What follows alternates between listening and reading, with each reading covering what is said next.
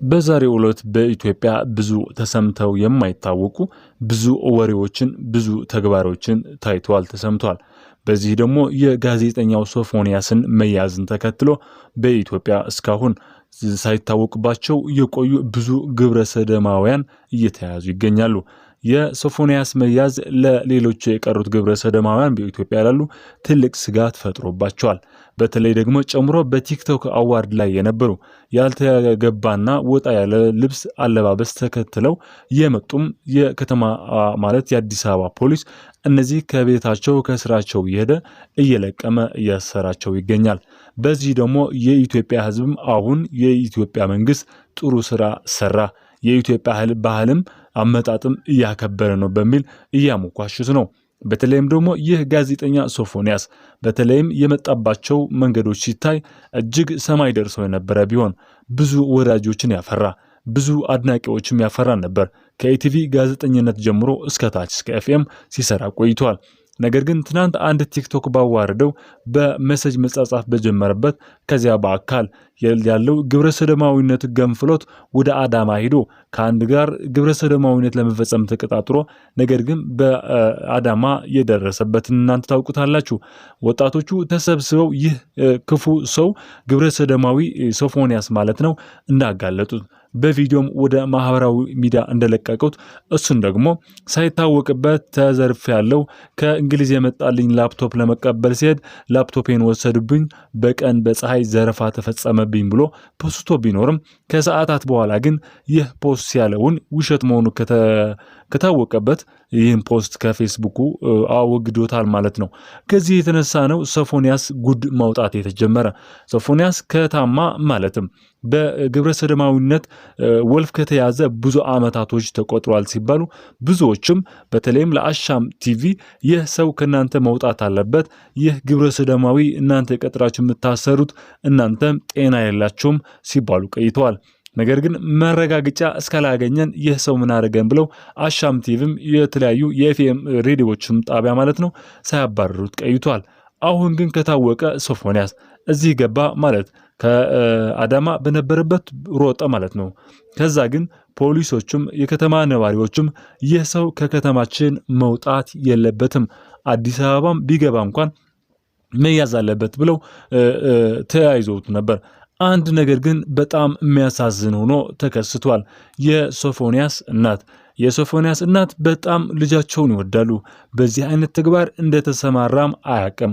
ባለፈው በአሻም ቲቪ ቀርቦ ማለትም የራሱ ዩቲዩብ ቻናል በአሻም ላይ እንዲያስተላልፍ በተሰጠበት ጊዜ እናቱን ጠርቶ ለመጀመሪያ እንግዳዋ ካረገ በኋላ እግራን ስር ወድቆ እናቴን ብሎ ሲስማት የብዙዎች ሆድ ስቦ ነበር። እናቱም ጥሩ ነገር ይስጥህ ልጄ፣ በረከትም ይስጥህ፣ ፍሬ ዘርም ይስጥህ አሉት። ምክንያቱ እስካሁንም እንዳልወለደ ስለሚያውቁ ማለት ነው። አሁን እናትዮ በምን ላይ ደረጃ አሉ ቢባል ግን ብዙዎችን እያስለቀሰ ይገኛል። ምክንያቱ ይህ አንድ ልጃቸውን እንደዚህ ሆኖ ሀገር ሙሉ ሲያባርረው ሀገር ሙሉ ሲሰርበው ብለም ደግሞ እነሱ ባህላቸው የማይጠብቅ ተግባር ላይ ተሰማርቶ አንድያ ልጃቸው ሲያዩት በጣም የሚያስደነግጥ በጣም የሚያሳዝን ተግባር ተናግረዋል። ይህም እናንተና ደርሰዋልን። በተለይም ይህ ሶፎንያስ ማለት ነው ባለፈው ሲጠየቅ ማለት ነው ለምንድነው የሴት ጓደኛ የማይታወቅበት ጓደኛው እችናት ማትባለው ምክንያትህ ምንድነው? ለትዳርስ ማትደርስበት ምክንያት ምንድነው ሲባል እኔ ሴቶችን እሰለቻለሁ፣ በጣም ነው የምሰለቻቸው፣ ብዙ ጊዜ ከነሱ ጋር አልቆይም፣ ለምን እንደሆነ ባላቅም ግን ለትዳሬ ጥንቅ የሆነብኝ ሴቶችና ያለው ግን ቶሎ ነው ምጠላቸው ወይም ደግሞ ቶሎ ነው ምርቃቸው ብሎ ሲናገር ለካ ይህ ወንድነትን ትቶ ወደ ሴት ተቀይሯል። የሴት ስሜትን አይገባውም፣ ለካሱ ሴት ሆኗል፣ ሴት መስሏል ብለው አረጋግጠዋል። እንደዚህ ከገባም ቆይተዋል እኮ እሱ አሁንም በሚጻፈባቸው በማህበራዊ ሚዲያዎችም ይገኛል ብሎ አያስብም። ቢሆን ግን ትናንት በተጋለጠበት ግን ጉዱ ወጥቷል። በተለይም ደግሞ አሁን የሚወጡ መረጃዎች ግን በጣም ያሳዝናሉ። ከኢቲቪ አብሮት የሚሰሩ የሱ ባዮች ናቸው እየተባለ ነው። በተለይም ደግሞ አውቆ የኢቲቪ ጋዜጠኛ ማለት ነው በኢቲቪ ዜና በሚያነብስ ሰዓት ማለት ነው የሶፎንያስ ባል ሆኖ ይህ በምስል ላይ እንደምንመለከተው የሶፎንያስ ባል ነው ይሉታል። ምክንያቱም ይህም ከግብረ ሰዶማውያኑ አንድ ነው ተብሎ ይጠራል ማለት ነው። ስለዚህ አሁንም በተለይም ደግሞ በቲቪ በመተናቲ ወይም ደግሞ ብዙ ስም የሚታወቁ አሉ ማለት ነው። አሁን እነዚህ የታሰሩ ቲክቶከሮች ማለት ነው እነዚህ የግብረ ሰዶማዊነትን የሚያባብሱ በኢትዮጵያ እንዲስፋፉ ራቆታቸው ሆኖ እንዲሄዱ የሚያደርጉ አለባበስ የለበሱ በአንድ ሁሉም ማለት ነው እየታሰሩ ይገኛሉ፣ አንድም ሳይቀር ማለት ነው። በዚህም ደግሞ ለካ ኢትዮጵያ ሀገር ናት፣ ሀገርም ሳትሆን ስርዓት አላት። ስርዓትም ብቻ ሳትሆን እንደ ድሮዋ ተከብራ እንድትኖር ያደርጋል። እነዚህ ወጣቶች ጥሩ ለሀገራቸው መስራት ሲገባቸው የማይሆኑ ባህሎችን ወደ ሀገራቸው ሲያስገቡ ሀገራቸው ባህላቸው እምነታቸውን የማይፈቅድ ነገር ወደ ሲያመጡ ግን የኢትዮጵያ ሕዝብ ሀገሩ ወዳድ ሃይማኖቱም ወዳድ ስለሆነ እነዚህም አንድ በአንድ እያባረራቸው ይገኛል። ይህ ደግሞ ከቤተሰቦቻቸው ይጀምራል።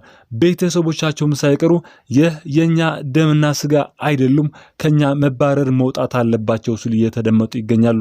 በተለይ የሶፎንያስ እናት ልጃቸው እንዲህ ሲሆን ሰምተዋል፣ አረጋግጠዋል። ማለትም ልጃቸው እየተሰደደ መሆኑ ከቤት ለቤትም እየተዘዋወረ መሆኑ ሲያውቁ ማለት ይህ አደጋ ይህ ልጃቸው ላይ ሲደርስ ማለት ነው መቀበል አልቻሉትም ተብሏል።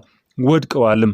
እስካሁንም ራሳቸው ማያውቁ ልጄ የት ይሆን የት ይኖራል፣ ልጄ እንዲህ አያረግም፣ ልጄ ያልተረዳችሁት ይኖራል እንጂ ከዚህ ፈጽሞ እየራቀ ነው ብለው ትንሽ ቢናገሩ እንኳን አሁን ግን ምንም መናገርም መተንፈስም አይችሉም ተብሏል።